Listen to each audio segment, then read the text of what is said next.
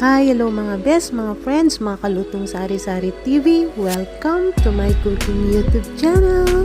In today's video, mga friends, mga kalutong Sari-Sari TV, we are going to cook stir-fried spinach with salted egg. Napakadali lang po ito at napakasimpleng gawin. So keep on watching. Hugasan po nating maigi ang ating spinach. Pwede po tayong gumamit ng salt para ibabad for 5 minutes para matanggal po yung mga bacteria or mga dumi na nakadikit dito. Ready na po ang ating thickening sauce at ang ating mga ingredients at na-drain na po maayos ang ating spinach. So, mag-init na po tayo ng oil.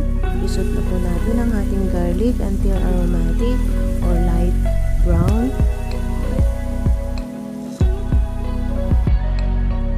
And then, over high heat po, ilagay po natin ang ating spinach at bilisan po ang ating pag-stir fry para hindi po masunog yung ilalim.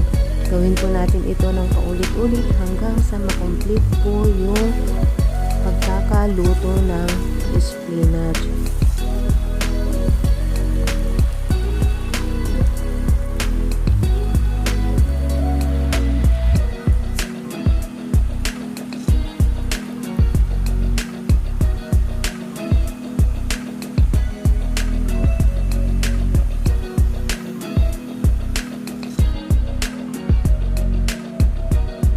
Ibuhos na po natin ang ating chicken stock. Bring to boil po siya and then followed by the thickening sauce. I-mix din po natin siya ng maigi. Then yung egg whites po, i-stir po muna natin bago natin siya ibuhos. And then yung egg yolk po, pwede po natin siyang i-steam and then i-slice po natin siya before natin siya ilagay. Or pwede rin naman pong hati-hatiin o i-cut po siya into pieces and then ilagay po sa ibabaw kasi madali lang din po itong maluto. And then serve it hot.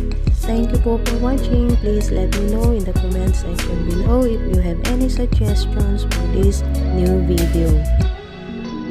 Abangan nyo po yung next cooking video na akin pong i-upload. I hope this video helped you and I hope you enjoyed watching it. Last but not the least, make sure po to subscribe to Lutong Sari-Sari TV for more better cooking practices and how you can grow your cooking. Stay safe, stay healthy, to stay wealthy po.